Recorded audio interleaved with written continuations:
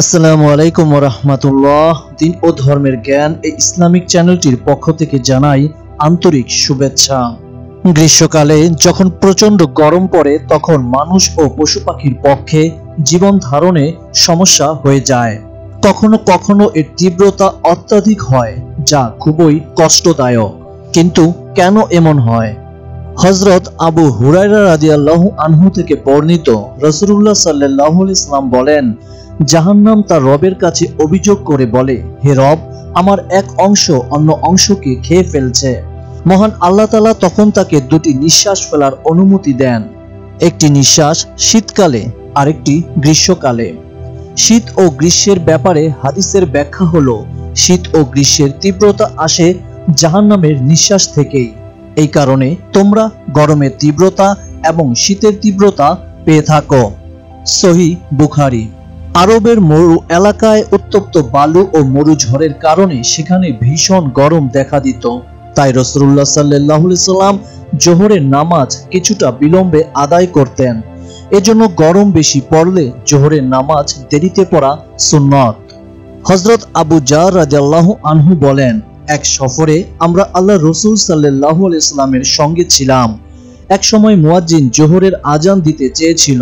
তখন নবী করিম সাল্লাল্লাহু আলাইহি সাল্লাম বলেন, গরম কমতে দাও। কিছুক্ষণ পর আবার মুয়াজ্জিন আজান দিতে চাইলে নবী করিম সাল্লাল্লাহু আলাইহি সাল্লাম পুনরায় বলেন, গরম কমতে দাও। এভাবে তিনি এত বিলম্ব করলেন যে আমরা টিলাগুলোর ছায়া দেখতে পেলাম। অতঃপর নবী করিম সাল্লাল্লাহু আলাইহি সাল্লাম বলেন, গরমের প্রচন্ডতা জাহান্নামের উত্তাপ হতে, কাজেই গরম প্রচন্ড হলে উত্তাপ কমার পর নামাজ আদায় করো। সহিহ বুখারী। অতিরিক্ত গরম পড়লে বা এর প্রচন্ড তীব্রতা দেখা দিলে গরম কমানোর জন্য এবং বৃষ্টি আসার জন্য বেশি বেশি আস্তাগফিরুল্লাহ পড়া উচিত। আল্লাহর কাছে বেশি বেশি ক্ষমা প্রার্থনা করলে আল্লাহ অবশ্যই মানুষের কষ্ট লাঘব করে দেন। এই জন্য অতিরিক্ত গরম পড়লে, জনজীবন অতিষ্ঠ হয়ে গেলে সবাই বেশি বেশি এই দোয়াটি পড়বেন। দোয়াটি হলো, আস্তাগফিরুল্লাহ রব্বি মিন কুল্লি জামবিউ ও আতুবু ইলাইহে। অর্থ, আমি আল্লাহর কাছে ক্ষমা চাই আমার সব পাপের, আমি তার কাছে ফিরে আসি। আল্লাহর সাহায্য ছাড়া গুনাহ থেকে বাঁচার ও নেক কাজ করার কোনো শক্তি নেই। সহিহ মুসলিম ও তিরমিজি। তীব্র গরমে অতিষ্ঠ জনজীবন। সূর্যের প্রখর তাপে ঘর থেকে বের হওয়া কঠিন হয়ে পড়ে। এই গরম থেকে শিশুরা ঠান্ডা ও সর্দি জ্বর সহ বিভিন্ন অসুখে আক্রান্ত হয়।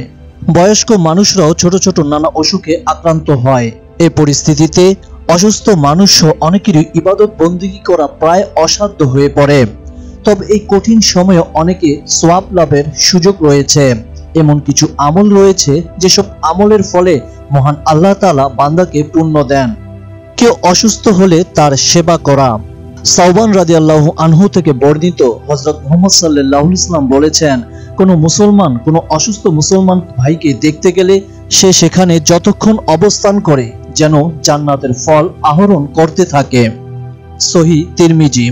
পশু পাখির প্রতি সদয় হওয়া। তীব্র গরমে মানুষের মতো পশু পাখিও অস্থির হয়ে পড়ে। এ সময় মানুষের উচিত তার আশেপাশে থাকা পশু পাখির প্রতি হৃদয়বান হওয়া। এ ব্যাপারে হাদিস শরীফে ইরশাদ হয়েছে, হযরত আবু হুরায়রা রাদিয়াল্লাহু আনহু সূত্রে রাসূলুল্লাহ সাল্লাল্লাহু আলাইহি ওয়াসাল্লাম বলেন, এক ব্যভিচারিণীকে ক্ষমা করে দেওয়া হয়। তিনি একটি কুকুরের পাশ দিয়ে যাচ্ছিল। তখন তিনি দেখতে পান কুকুরটি একটি কূপের পাশে বসে হাঁপাচ্ছে। বর্ণনাকারী বলেন, পানির তৃষ্ণায় মুমূর্ষ হয়ে গিয়েছিল কুকুরটি। তখন সেই নারী মোজা খুলে ওড়নার সঙ্গে বেঁধে কূপ থেকে পানি তুলল, পরে কুকুরটিকে পানি পান করায়। এ কারণেই তাকে ক্ষমা করে দেন মহান আল্লাহ তাআলা। সহিহ বুখারী। মানুষকে পানি পান করানো। তীব্র গরমে অধিকাংশ মানুষ পানি তৃষ্ণায় থাকেন। অফিস, আদালত, বাজার কিংবা যে কোনো জায়গা থেকে বের হয়ে কিছুটা পথ পাড়ি দেওয়ার পরই পানির জন্য মন ছটফট করতে থাকে। এই অবস্থায় বাইরে থেকে কেউ এলে বা তৃষ্ণার্ত কাউকে এক গ্লাস পানি পান করানোর মাধ্যমে সওয়াব লাভ করা যেতে পারে। এ ব্যাপারে হাদিস শরীফে ইরশাদ রয়েছে, সাদ ইবনে উবাদা রাদিয়াল্লাহু আনহু বলেন, আমি একদিন রাসূলুল্লাহ সাল্লাল্লাহু আলাইহি ওয়াসাল্লামকে বললাম, ইয়া রাসূলুল্লাহ, কোন সদকা উত্তম? তিনি বলেন, পানি পান করানো। সহিহ নাসাই। অতিরিক্ত গরম পড়লে অথবা অনাবৃষ্টি হলে বৃষ্টির প্রার্থনায় ইস্তিসকার নামাজ আদায় করতে হয়। ইস্তিসকার নামাজ অর্থ বৃষ্টি প্রার্থনার নামাজ। নবী করিম সাল্লাল্লাহু আলাইহি ওয়াসাল্লাম বৃষ্টির প্রার্থনার জন্য এ নামাজ পড়েছেন। আব্দুল্লাহ ইবনে আব্বাস রাদিয়াল্লাহু আনহু থেকে বর্ণিত, তিনি বলেন, আল্লাহ রাসূল সাল্লাল্লাহু আলাইহি ওয়াসাল্লাম একদিন অতি সাধারণ পোশাক পরিধান করে বিনম্র অবস্থায় আল্লাহর কাছে নিবেদন করতে করতে ইস্তিসকার নামাজের জন্য বের হলেন। সূত্র সুনানে আবু দাউদ ও সুনানে তিরমিজি। দীর্ঘদিন বৃষ্টি না হলে অথবা অতিরিক্ত গরম পড়লে নবী করিম সাল্লাল্লাহু আলাইহি ওয়াসাল্লামের অনুসরণ করে বৃষ্টির জন্য ইস্তিসকার নামাজ আদায় করা মুস্তাহাব। ইস্তিসকার নামাজ আদায়ের পদ্ধতি হলো, ইমাম মুসল্লিদের নিয়ে কোনো খোলা প্রান্তরে নামাজের আয়োজন করবেন। জামাতের সাথে আজান ইকামত ছাড়া 2 রাকাত নামাজ আদায় করবেন। নামাজে উচ্চস্বরে কিরাত পাঠ করবেন। নামাজের পর ইমাম খুতবা দেবেন। খুতবার শুরুতে চাদর ঘুরিয়ে দেবেন। খুতবার পর কিবলার দিকে ফিরে দুহাত তুলে দোয়া করবেন। তীব্র গরম থেকে রক্ষা পেতে আল্লাহর দরবারে বৃষ্টি কামনা করে নামাজ পড়া ও দোয়া করা সুন্নত।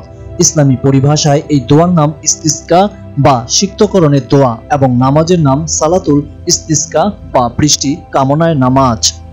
যাকাত একটি ফরজ বিধান। যাকাত আদায় না করলে আল্লাহর শাস্তি রয়েছে অতি কঠিন। যখন যাকাত আদায় করা না হয় তখন আসমান থেকে বৃষ্টি বর্ষণ বন্ধ করে দেয়া হয় এবং গরমের তীব্রতা বাড়িয়ে দেওয়া হয়। হযরত আব্দুল্লাহ বিন উমর রাদিয়াল্লাহু আনহু থেকে বর্ণিত, তিনি বলেন, রাসূলুল্লাহ সাল্লাল্লাহু আলাইহি সাল্লাম আমাদের দিকে এগিয়ে এসে বললেন, হে মুহাজিরগণ, তোমরা 5টি বিষয়ে পরীক্ষার সম্মুখীন হবে। তবে আমি আল্লাহর কাছে আশ্রয় প্রার্থনা করছি যেন তোমরা তার সম্মুখীন না হও। যখন কোনো জাতির মধ্যে প্রকাশ্যে অশ্লীলতা ছড়িয়ে পড়ে তখন সেখানে মহামারী আকারে প্লেগ রোগের প্রাদুর্ভাব হয়। তাছাড়া এমন সব ব্যাধির উদ্ভব হয় যা পূর্বেকার লোকদের মধ্যে কখনো দেখা যায়নি। যখন কোনো জাতি ওজন ও পরিমাপে কারচুপি করে তখন তাদের উপর নেমে আসে দুর্ভিক্ষ, কঠিন বিপদ মুসিবত। আর যাকাত আদায় না করলে তখন আসমান থেকে বৃষ্টি বর্ষণ বন্ধ করে দেয়া হয়। যদি ভূপৃষ্ঠে চতুষ্পদ জন্তু ও নির্বাক প্রাণী না থাকতো তাহলে আর কখনোই বৃষ্টিপাত হতো না।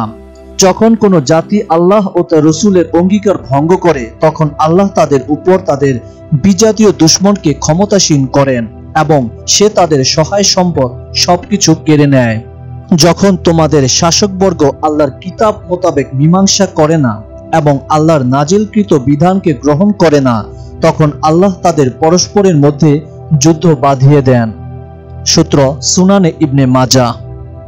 অতিরিক্ত গরমে বা যে কোনো সমস্যায় দরুদ শরীফ ও মিলাদ শরীফ পড়া অত্যন্ত কার্যকর।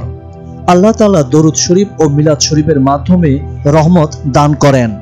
পবিত্র কোরআনে আল্লাহ পাক সূরা আম্বিয়ার 107 নং আয়াতে স্পষ্ট ভাষায় বলেছেন, ওয়ামা আরসালনাকা ইল্লা রাহমাতুল লিল আলামিন, আমি আপনাকে সমগ্র বিশ্ববাসীর জন্য রহমত স্বরূপই প্রেরণ করেছি।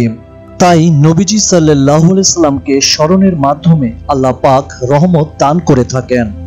প্রচন্ড তাপদাহ থেকে রক্ষা পেতে আমাদেরকে অবশ্যই বেশি বেশি ক্ষমা প্রার্থনা করতে হবে, আল্লাহর সাহায্য চাইতে হবে বেশি, গুনাহ থেকে বাঁচার চেষ্টা করতে হবে এবং রাসূলুল্লাহ সাল্লাল্লাহু আলাইহি সাল্লামকে স্মরণ করতে হবে আর বেশি বেশি দোয়া দরুদ পড়তে হবে এবং ইস্তেগফারের আমল করতে হবে সবথেকে বেশি। আল্লাহ আমাদের সঠিক বুঝার তৌফিক দান করুন, আমিন। যারা দিন ও ধর্মকে ভালোবাসেন তারা এই চ্যানেলটির পাশে থেকে সাবস্ক্রাইব করে রাখুন। আল্লাহ হাফেজ।